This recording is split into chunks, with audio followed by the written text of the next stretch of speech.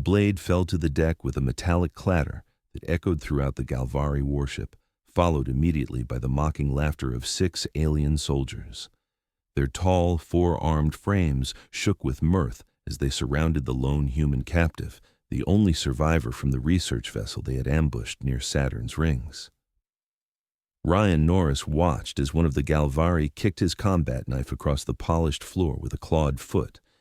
The alien's purple skin glistened under the bright lights of the detention area, compound eyes blinking in rapid succession. This is what humans bring to battle. The lead Galvari, Commander Kazarek, lifted his massive energy shield, the transparent barrier humming with power as he gestured to his comrades. Their most advanced weapons barely scratch our armor, yet this one brings a primitive cutting tool?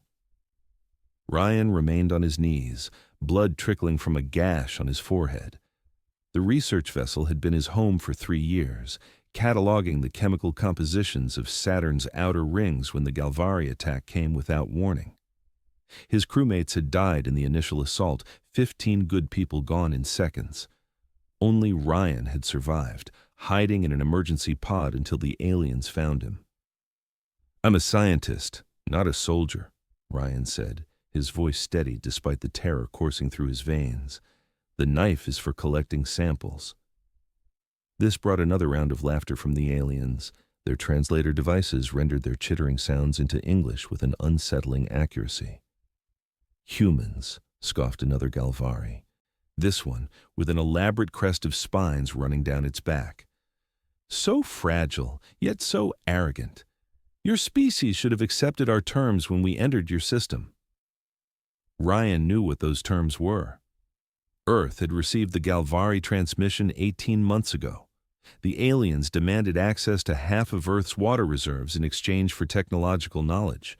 When humanity refused, the Galvari began targeting outlying research and mining operations, starting with the lunar bases, then moving outward to Mars, and now Saturn.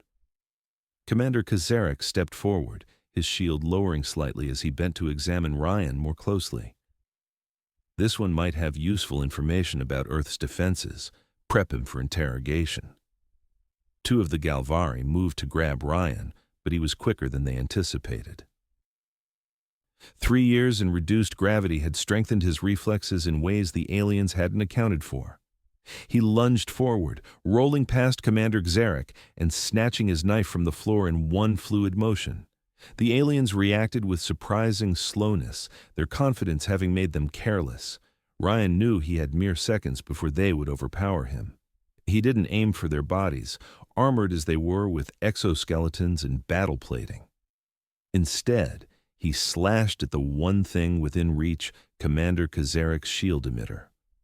The knife, a high-carbon steel blade designed for extreme conditions, connected with the emitter's power coupling.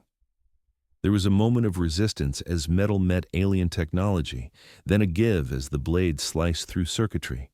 The shield flickered, wavered, and then split perfectly down the middle before dissolving entirely.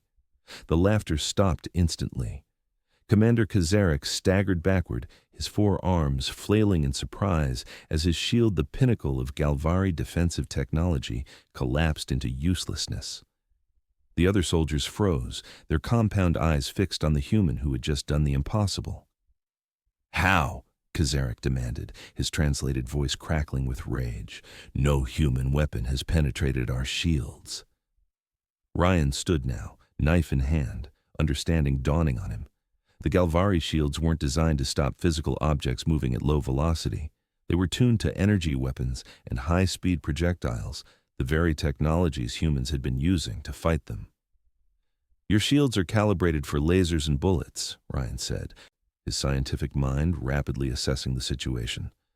"Not for something as simple as a knife." One of the other Galvari raised a weapon, but Kazarek held up a hand to stop him. The commander's multiple eyes narrowed, reassessing the human before him. "Interesting," Kazarek said. "Perhaps we have underestimated your species' capacity for adaptation." Ryan knew his momentary advantage wouldn't last. 5 armed Galvari still surrounded him, and he was trapped on their ship with no way to escape. But he had revealed a critical weakness in their defenses, and if he could somehow get this information back to Earth. The detention area doors slid open with a hydraulic hiss, and an even larger Galvari entered. This one wore elaborate armor with glowing runes etched into its surface. The soldiers immediately straightened to attention. "Shipmaster Vrekel," Commander Kazarek said, bowing slightly. "We were just preparing this human for interrogation." The newcomer surveyed the scene, the broken shield emitter, the humans standing with knife in hand, the unsettled soldiers. "I see," Vrekel said, his translator rendering his voice deeper and more resonant than the others. "And it appears this human has discovered something about our technology." Ryan gripped his knife tighter, knowing that whatever happened next would determine not just his fate, but potentially that of Earth as well. The shipmaster's compound eyes fixed on him with an unsettling intensity. "You have a choice, human," Vrekel said. "Cooperate and share your knowledge willingly, or we will extract it. The first path might offer you some measure of continued existence." Ryan considered his options. He was outnumbered, outgunned, and stranded on an alien warship millions of miles from any human assistance, but he also possessed knowledge that could change the course of the conflict. "I'll cooperate," he said finally, lowering his knife slightly. "On one condition, you tell me why you really need Earth's water." The request seemed to surprise the Galvari shipmaster. After a moment's hesitation, Vrekel nodded. "Your condition is acceptable. Come with me to the command deck. I will show you why we have come to your system." Two soldiers moved to flank Ryan, but made no attempt to take his knife. The discovery of the shield vulnerability had clearly altered their perception of the human weapon. As they escorted him through the corridors of the massive ship, Ryan carefully observed everything he could: the layout, the technology, the number of crew members they passed. The command deck was a vast chamber dominated by a holographic display of the solar system. Earth appeared as a blue jewel against the blackness of space, surrounded by orbital defenses that the Galvari had clearly been monitoring. "You believe we desire your water merely for consumption or fuel," Vrekel said, gesturing to the display. "The truth is more complex." With a wave of his hand, the shipmaster brought up an image of another star system. At its center burned a dying red star, surrounded by planets that showed signs of massive ecological devastation. "Our homeworld is dying," Vrekel explained. "The radiation from our sun has poisoned our water supplies. We need Earth's water not just for drinking, but for its unique properties." "What properties?" Ryan asked. His scientific curiosity piqued despite his situation. "Your planet's water contains a higher concentration of deuterium than any we have encountered. We need it to fuel our terraforming technology to save what remains of our civilization." Ryan processed this information. "But your approach attacking our outposts, demanding resources, that's hardly the way to ask for help." Vrekel's posture stiffened. "We tried diplomacy with other species before. They promised aid, then betrayed us once they understood our weaknesses. We will not make that mistake again." Before Ryan could respond, alarms began blaring throughout the ship. The holographic display shifted to show 3 vessels approaching rapidly, human vessels. "Impossible!" Commander Kazarek exclaimed. "No human ships have the capability to reach Saturn this quickly." Ryan recognized the designs immediately prototyped faster than light vessels that had been in development when he left Earth. It seemed the Galvari threat had accelerated humanity's technological progress. "They've tracked your attack on our research station," Ryan said, allowing himself a small smile, "and it looks like they've brought something new to the fight." Shipmaster Vrekel turned to his crew, issuing rapid commands in the Galvari language. The ship shuddered as it began powering weapon systems. Ryan knew his moment of opportunity had arrived. With the crew distracted by the approaching human vessels, Ryan slipped away from his guards and moved toward a control panel. His 3 years studying alien technology on the research station hadn't been wasted. He recognized enough of the Galvari system architecture to identify the shield controls. Just as Vrekel noticed his movement and shouted a warning, Ryan plunged his knife into the main shield generator. Sparks exploded from the panel as the blade severed critical connections, and throughout the ship, the defensive barriers flickered and died. The command deck erupted into chaos. Ryan was tackled by two Galvari soldiers, his knife wrenched from his grasp. As they pinned him to the floor, the ship rocked violently. The human vessels had opened fire, their weapons now finding vulnerable targets without the Galvari shields. "You've doomed us all!" Commander Zarek raged, looming over Ryan. "No," Ryan countered, grimacing as the alien's grip tightened painfully around his arms. "I've given both our species a chance for something better than war." The ship rocked again with another impact, sending several Galvari stumbling. The lighting flickered, and emergency sirens added to the cacophony of alarms already blaring. Shipmaster Vrekul moved to a communications array, his four arms working multiple controls simultaneously. After a moment, he turned to Ryan. "The human vessels are demanding our surrender and your immediate return," Vrekul said, his translator unable to fully mask the tension in his voice. "They claim to have deployed a weapon that can disable all our ships in this sector." Ryan hadn't expected a rescue, let alone one with such overwhelming force. Earth must have developed new technologies far more rapidly than anyone had anticipated. "Surrender," Ryan urged. "Tell them what you told me about your homeworld. Humans can help you, but as partners, not as conquered subjects." For several long moments, Vrekul stared at Ryan, his alien features unreadable. Then, with what seemed like resignation, he turned back to the communications array.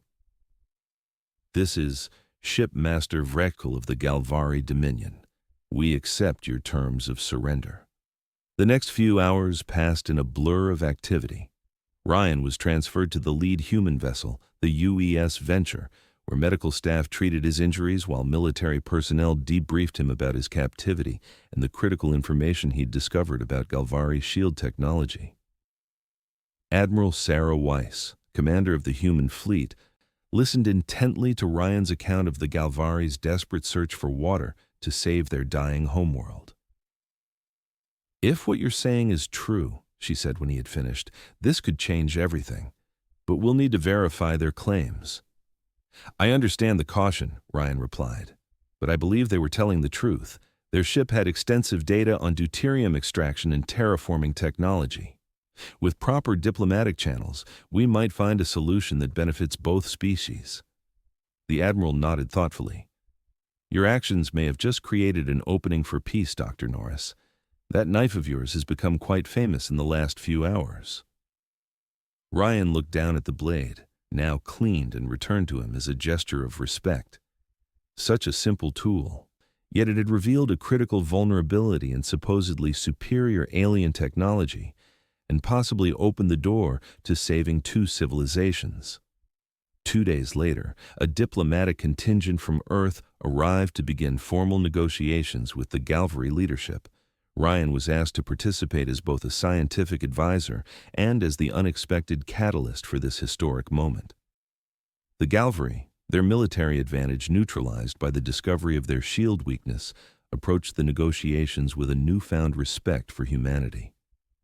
Shipmaster Vrekul, now serving as the Galvari's chief representative, acknowledged Ryan with what appeared to be a gesture of respect when they reconnected in the conference room aboard the neutral vessel where the talks were being held. "Your blade has cut more than our shields, Dr. Norris," Vrekul said as they prepared for the first session. "It has cut through years of mistrust and fear." "Sometimes the simplest technologies reveal the most profound truths," Ryan replied. As the negotiations progressed over the following weeks, a framework for cooperation began to take shape. Earth would provide the Galvari with access to water resources, primarily from Saturn's ice moon Enceladus, rather than Earth itself, while the Galvari would share their advanced terraforming and propulsion technologies. During a break in one particularly intense session, Ryan found himself alone with Commander Kazarek, whose initial contempt had gradually transformed into a grudging respect. "I still do not understand how you knew the knife would penetrate our shields," Kazarek said. Ryan smiled. "I didn't." I was desperate and acting on instinct, but afterward, I realized what happened. Your shields are designed to disperse energy from high-velocity impacts and energy weapons. A slow-moving, solid object with a sharp edge falls below the threshold of what your shields are programmed to stop. Kazarek's multiple eyes blinked in rapid succession, what Ryan had come to recognize as the Galvari equivalent of thoughtful consideration. A simple oversight with profound consequences, the commander said. Our engineers became so focused on defending against advanced weapons that they forgot the basics. There is a lesson in this. There usually is, Ryan agreed. 6 months later, Ryan stood on the observation deck of the Joint Human Galvari Research Station orbiting Enceladus. Below them, harvesting operations were underway, collecting water from the moon's subsurface ocean through its natural geysers. The water, rich in deuterium, would help save the Galvari homeworld while also fueling a new generation of fusion reactors for Earth's colonies. Beside him stood Vrekul, now Ambassador Vrekul, and Admiral Weiss. Together, they watched as the first shipment prepared to depart for the Galvari system. Your knife is now displayed in our war academy, Vrekul told Ryan. A reminder to our future commanders never to underestimate simpler technologies or the species that wield them. Admiral Weiss laughed. And we've completely redesigned our shield systems based on what we learned from yours. The next knife won't get through so easily. Let's hope there won't be a need for such tests again, Ryan said. He had kept his original knife, now mounted in a display case in his new quarters. Every time he looked at it, he was reminded of how close both species had come to prolonged conflict. As the transport ship engaged its Galvari human hybrid engines and accelerated away from Enceladus, Ryan reflected on the strange journey that had brought them to this point. One desperate act with a simple tool had changed the course of two civilizations. The research station continued its orbit of Enceladus, now a symbol of cooperation rather than conquest. In the labs below, human and Galvari scientists worked side by side, combining their knowledge to address challenges facing both species. Ryan had been appointed director of xenobiology, studying the unique adaptations of the Galvari to their changing homeworld environment. His work frequently brought him into contact with Kazarek, who had transitioned from military command to overseeing security for the joint operation. Their initial adversarial relationship had evolved into a professional partnership, and gradually, something approaching friendship. The first terraforming test on your third colony world shows promising results, Kazarek mentioned one day as they reviewed data from the latest experiments. The water purification process has reduced radiation contamination by 78%. Better than we projected, Ryan noted, studying the holographic display. At this rate, you might be able to begin reintroduction of native species within 5 years instead of 10.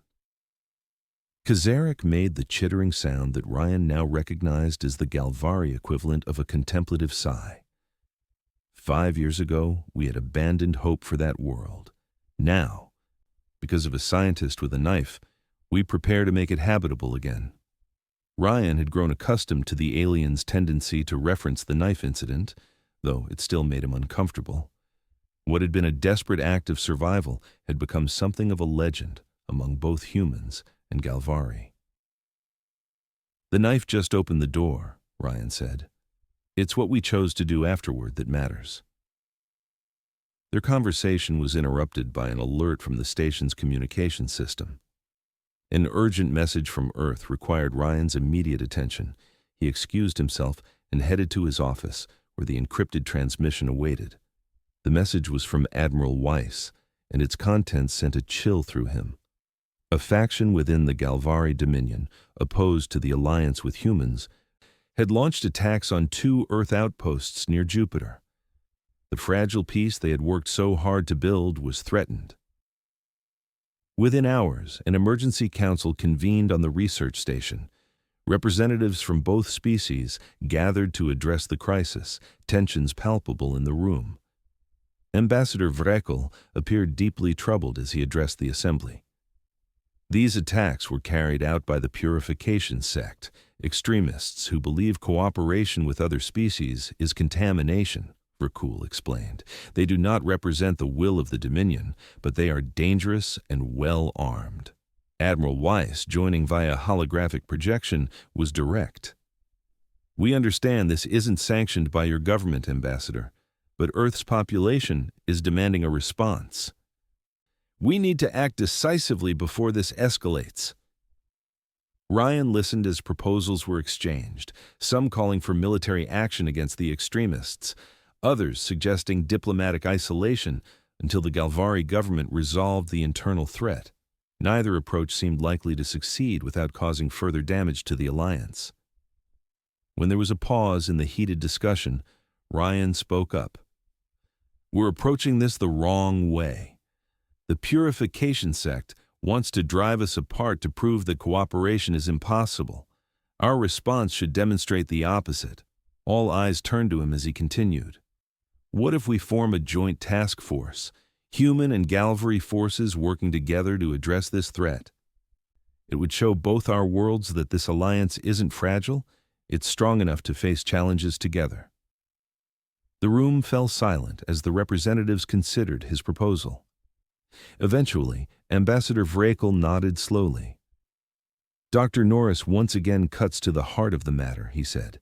I support this approach and will recommend it to my government immediately. Within days, the joint task force was formed. Ryan found himself appointed as a strategic advisor, his unique experience with both Galvari technology and psychology considered valuable. Kazarek, with his military background, was named as the Galvari commander of the operation. As they prepared to depart for Jupiter space, where intelligence suggested the extremists had established a hidden base, Ryan couldn't help but reflect on the irony of the situation. His knife had started them down this path of cooperation, and now he was helping to defend that legacy. The task force consisted of 3 human vessels and 2 Galvari ships, all modified with hybrid technology developed over the past months of collaboration. Their shields now incorporated dual-phase harmonics, designed to stop both energy weapons and physical projectiles, a direct result of the lessons learned from Ryan's knife. As they approached Jupiter's orbit, tension aboard the command ship was high. Intelligence reports indicated the extremists had captured an experimental weapons platform and were preparing to use it against Earth's largest Jovian colony. They will expect us to be divided, Kazarek said during the final briefing, to hesitate and argue among ourselves. This expectation is their weakness. Ryan nodded in agreement. Their ideology can't accommodate the reality of our cooperation. It contradicts everything they believe about interspecies relations.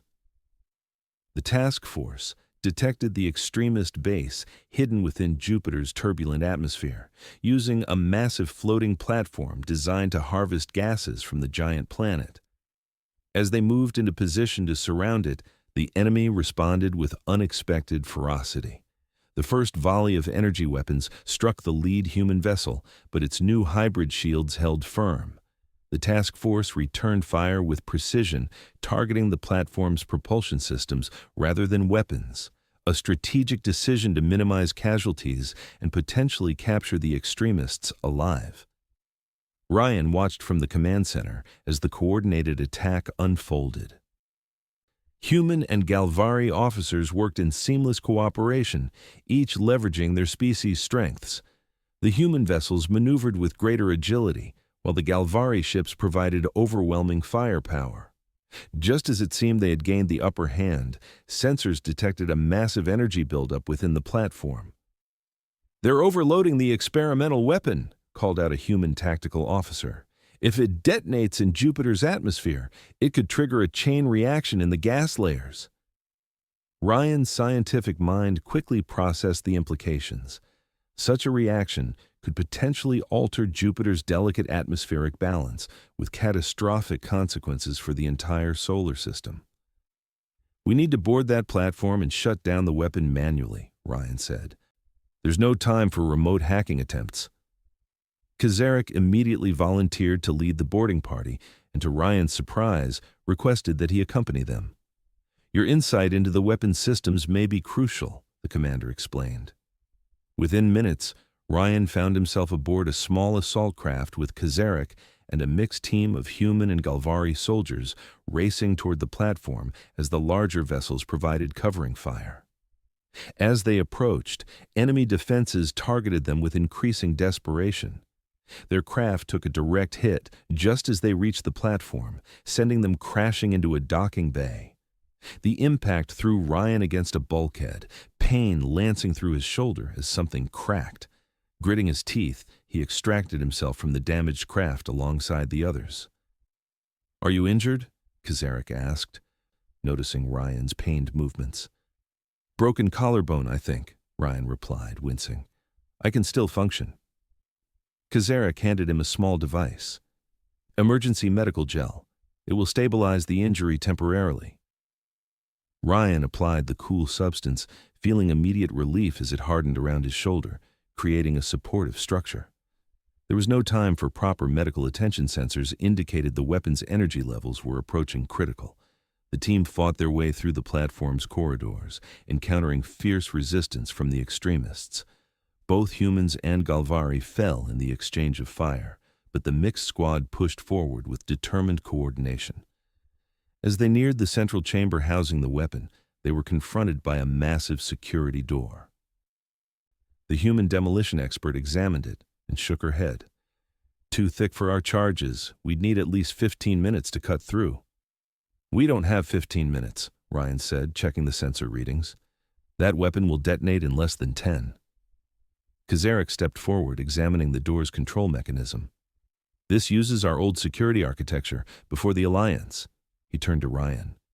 "Do you still carry your knife?" Ryan understood immediately. He drew his combat knife, the same one that had cut through the shield months ago, and handed it to Kazarek. The commander carefully inserted the blade into a narrow seam in the control panel and manipulated it with precision, using it to bridge specific circuits. After 10 seconds, the massive door slid open, revealing the weapon chamber beyond. Inside, a handful of Galvari extremists worked frantically around a pulsing core of energy that dominated the center of the room. The leader of the extremists, distinguished by elaborate markings on his exoskeleton, turned to face them. "You defile our species by working with humans," he snarled at Kazarek. "Better to cleanse this system in fire than allow such contamination to spread." "Your ideology blinds you to reality," Kazarek replied calmly. "We face extinction without this alliance." While they exchanged words, Ryan slipped to a control console, analyzing the weapon systems. The overload was accelerating. They had less than 5 minutes before detonation. Disarming it would require simultaneous actions at multiple stations. "I need 3 people at different consoles," Ryan called out. "1 human. 2 Galvari. Your different hand structures are needed for different controls." A human technician and 2 Galvari soldiers moved to the positions Ryan indicated. Following his rapid instructions, they began the complex shutdown sequence while the rest of the team engaged the extremists. The battle was fierce but brief. The extremists fought with fanatical determination, but were outnumbered and outmatched by the coordinated tactics of the joint force. As the last extremist fell, Ryan's team was still working desperately to disarm the weapon. 30 seconds to critical," the human technician shouted. Ryan's fingers flew across the alien interface, applying everything he had learned about Galvari technology. Sweat beaded on his forehead as the countdown continued relentlessly. "Final sequence requires simultaneous input," one of the Galvari technicians announced. With perfect coordination born of months of cooperation, the 3 technicians executed the final commands. The pulsing core flickered, sputtered, and gradually dimmed as its power levels decreased. The platform systems automatically initiated containment protocols, securing the dangerous energy that had nearly been unleashed. A collective sigh of relief echoed through the chamber. They had succeeded with mere seconds to spare. As emergency teams secured the platform and treated the wounded, Ryan found himself standing with Kazarek near a viewport, looking out at Jupiter's swirling clouds. The gas giant's majesty was unchanged, its delicate atmospheric balance preserved. "Your knife has saved us again," Kazarek observed, returning the blade to Ryan. Ryan examined the knife, noticing new scratches on its well-worn surface. "Not the knife," he corrected. "What it represents the understanding that sometimes the simplest approaches are the most effective, and that we're stronger when we combine our different perspectives." The aftermath of the extremist plot brought unexpected benefits to the human Galvari alliance. The Joint Task Force's success demonstrated the tangible advantages of cooperation to skeptics on both sides. Support for the partnership strengthened, and collaborative projects expanded beyond the initial water-sharing agreement. 1 year after the Jupiter incident, Ryan stood on a terraforming platform on Mars, where Galvari technology was accelerating humanity's efforts to make the red planet habitable.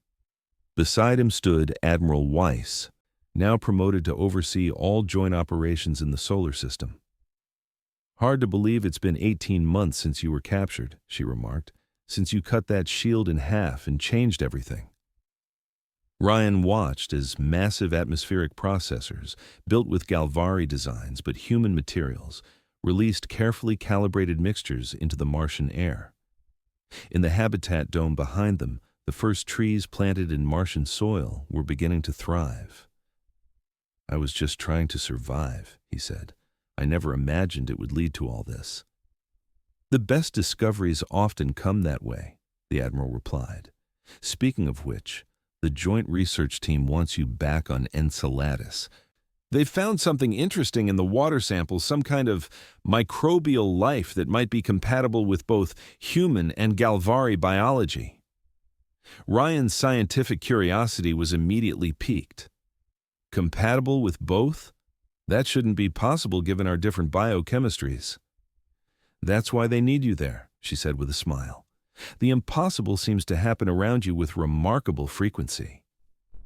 2 weeks later, Ryan was back on the Enceladus research station, working alongside a mixed team of human and Galvari biologists. The discovery was even more significant than initially reported. The microorganisms found in Enceladus's subsurface ocean could potentially help the Galvari overcome the radiation poisoning affecting their population, while also offering humans new medical applications. As he worked late one night in the laboratory, Ryan was surprised to find Ambassador Vrakel entering the research area. The Galvari diplomat rarely visited the scientific sections of the station. "Ambassador," Ryan greeted him, "what brings you to the labs at this hour?" Vrakel approached the workstation where Ryan was analyzing cellular structures. "I came to inform you personally of a decision made by the Dominion Council. In recognition of your contributions to our species, you have been granted the status of Kalvik, one who changes paths. It is our highest honor for a non-Galvari." Ryan was stunned by the announcement. "I'm honored, Ambassador, truly." "There is more," Rakul continued. "The Council has approved funding for a joint mission to your Kuiper Belt, where surveys suggest water sources with even higher deuterium concentrations may exist. They have requested that you lead the scientific team." The opportunity was extraordinary, a chance to explore the outer reaches of the solar system with the combined technological capabilities of both species. Ryan didn't hesitate to accept. The knife that had started this journey now resided in a display case in the station's central atrium, visible to all who passed through. Beside it was a deactivated Galvari shield emitter, cut cleanly in half. Together, they served as a reminder of how a moment of desperate ingenuity had opened the door to unprecedented cooperation. As preparations for the Kuiper Belt mission got underway, Ryan often found himself pausing before that display, reflecting on the unpredictable path that had led from conflict to collaboration. The knife had revealed more than just a technological vulnerability. It had exposed the potential for two vastly different species to find common ground. 3 months later, as the joint expedition vessel departed Earth orbit, bound for the distant edges of the solar system, Ryan stood on the observation deck, watching his home planet recede into the darkness. Beside him stood Xeric, now his official liaison to the Galvari contingent. "Do you ever regret it?" Xeric asked unexpectedly. "The path that brought you here?" Ryan considered the question carefully.